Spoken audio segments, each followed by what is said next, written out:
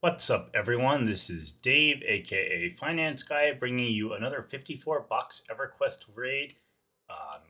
Local install of EverQuest EQ Emulator. We are in North Temple of Veeshan at Lord Koi Dokken. The reason he's on the extended target window is because I actually just wiped him. He still has some debuffs on him, so I'll pause the recording for about 3 minutes and kind of let them fall off him. I just want to do a little intro so we can talk for a bit. By the way, if you've liked the videos you've seen that I've been posting, please like, share, and subscribe. Give me the love. Show me you really want to see these. I'll keep doing it. I personally love making them. They're fun. I get to do things that I probably wouldn't normally do, such as like just killing everything in sight. Like I've killed all these ads with GM commands just to show the Koi Dokken fight. We can see Koi Dokken stats on the left because I am in GM mode. To kind of get more clear stats, we can go to EQEmulator.net. Oh, there was Facebook. How about that? And we can see his, has 580,000 hit points. And we can see that he doesn't rampage. He attacks twice per round. He attacks attack delay of 1 second, and he hits for up to 690 damage. He's pretty much not strong against anything except magic, and even 195 is not terribly strong.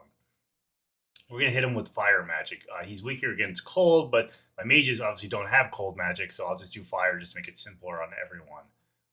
And the wizards can cast fire as well. His AoE does stun, so we're going to hide the cleric so they can complete heal. I tried doing this fight, that's why I wiped, without complete heal, and that did not go over so well. So we're going to do it with complete heal. Yeah, he has Tsunami. He uses it every 12 seconds. It does 400 damage. It's stuns for 2 seconds. As a cold resist, negative 100 check. I would think most of my guys could resist this, but apparently I don't know how resists work. So, yeah, we'll just do it without worrying about that. He drops 3 items from his loot table. Here's what he can drop. If you come to this website, you can see the stats. And yeah, so here we are. Let's see. It's like Tash is wearing off, and Mala still got a little bit. So I'm just going to run Dave back. We're gonna pull with Arthur, my Shadow Knight. Have him just harm shield pull. Obviously, I'll come out of GM mode. So let me do that. So we hit my GM button. I'm gonna bring everyone over here to kind of set them up, except for the cleric. So we do /follow me. Not pipe. /not the pipe character and CLR for cleric, and everyone but the clerics will follow. We're just gonna put everyone like right over here because I want to tank him on this little hill, kind of like right here.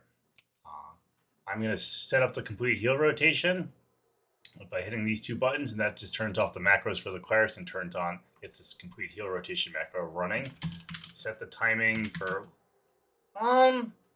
he's kind of hard. I'm going to try him for 4 seconds. We'll do 5 seconds. My armor class is a lot higher than last time.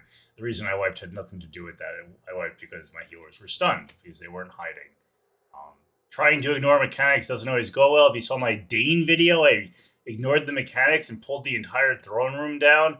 And almost, it wasn't so great. We won the fight, but it was a lot of death. So okay, it was like all debuffs for Koi Dokken. We have a fresh spawn of him. So I'm going to switch to Arthur and get him out of the mess. Give him 1 sec to load. Yep. And we're going to cast Harm Shield and run him down here to get Koi Dokken's attention. Here he comes. We're going to run up. Let's kill that pet real quick. Spin Arthur around. Switch to Dave.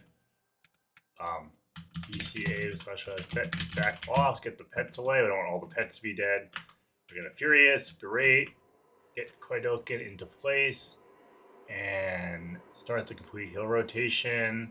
I don't know if he's a belly caster. We're gonna assume all the dragons are. I don't think he is because you pull him, but we never know.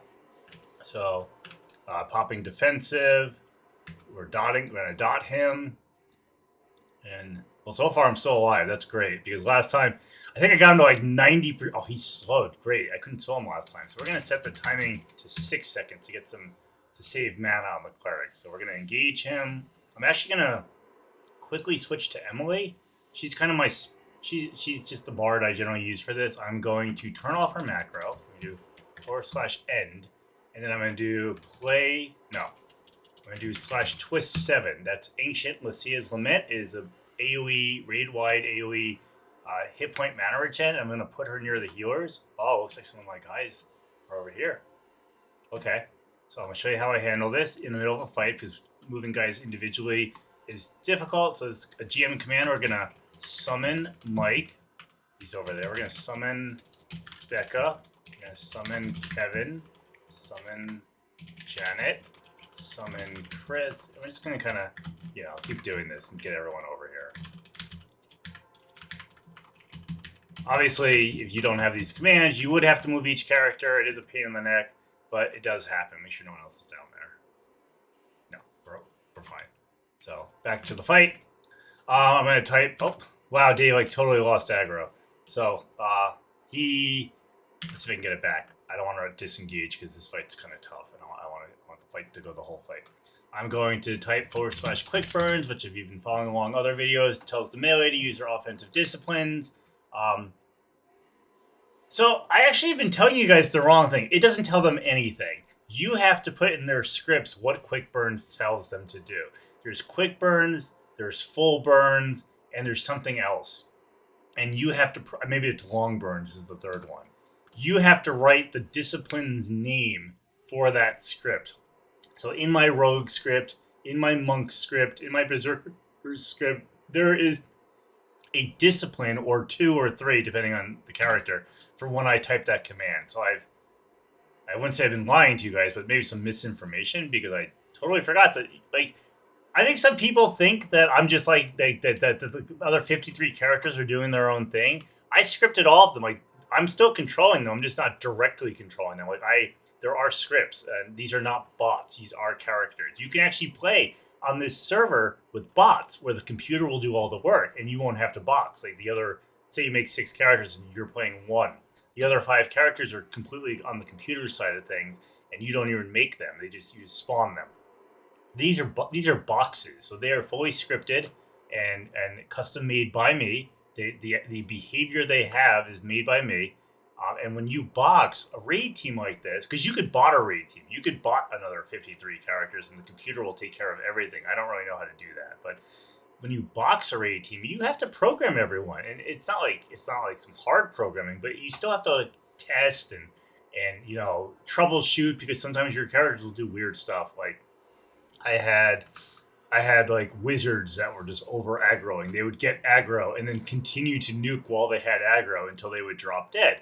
And now they don't draw aggro anymore. They don't nuke if they have aggro. If they draw aggro, they will stop casting, or they will start casting concussion. So I did that. Looks like I lost Bluebell. That's perfectly fine. She's my paladin. She doesn't really do very much. She tanks. I don't have her healing at the moment. I probably should have her kind of spot healing the bards. The bards actually don't have dedicated healers. It's one of the only classes that don't have a dedicated healer, which is dumb, because if a bard dies, the whole group goes down, because they have the resist buff going, the mana buff, the hit point buff, the attacker's spell buff. So I will at some point have to work on my healing macros on my bards, because right now my clerics prioritize the tanks and a few other characters, and then the druids prioritize pretty much everyone else. But no one is dedicated to the bards, and I really should dedicate one or 2 characters to the bard, maybe one character.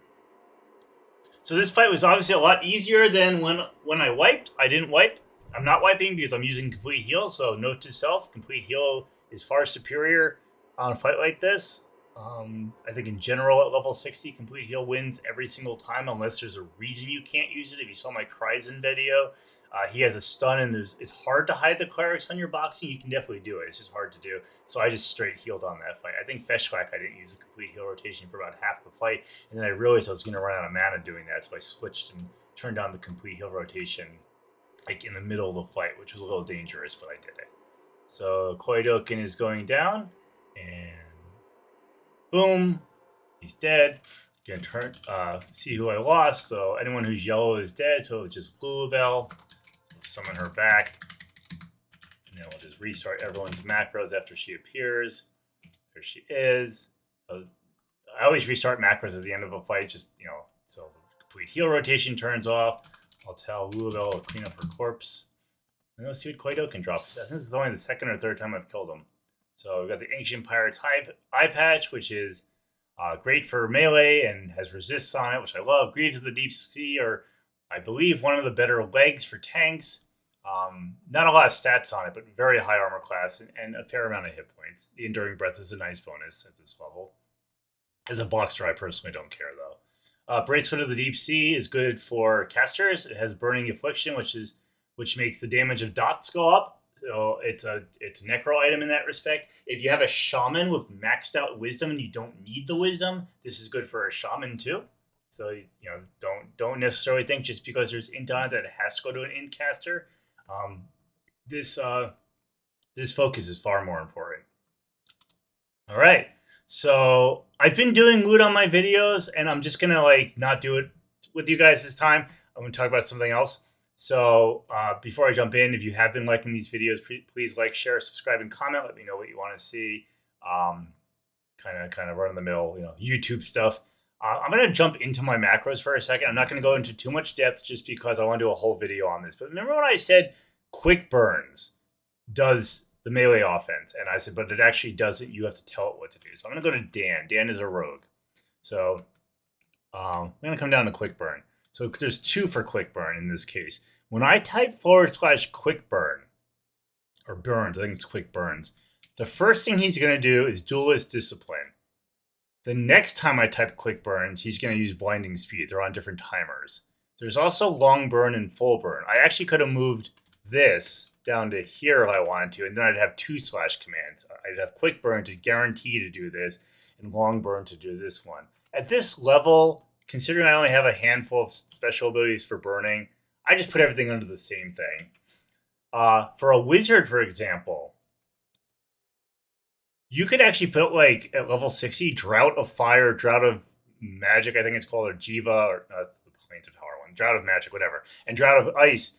For these spell gems, spell sets, like Big Fire, Big Cold, Big Magic, and then you could, under the burns, you could tell it to cast the big spells. You could do it that way, and that way you won't kind of draw as much aggro in the beginning.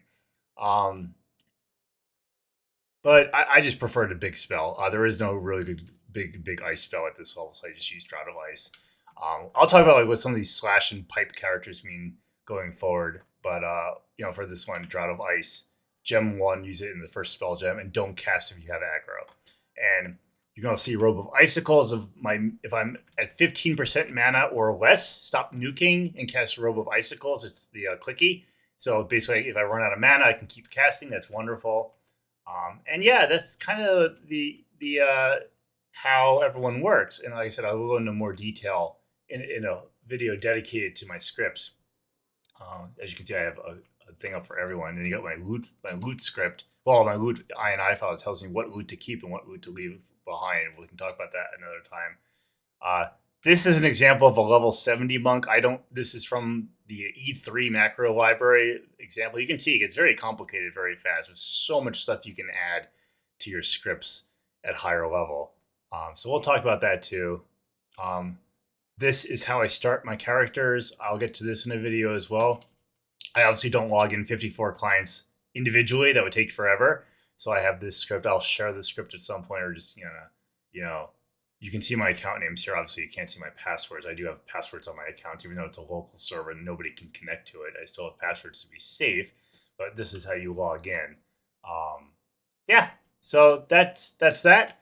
And I hope you enjoyed the video. Like I said, please like, share, comment, and subscribe if you want to see more. I will be posting more. And until then, I hope you have, this is being recorded on Memorial Day weekend, but you probably won't see this for a couple weeks. So I hope you had a great Memorial Day, and I hope everything else is going great. So have a good one.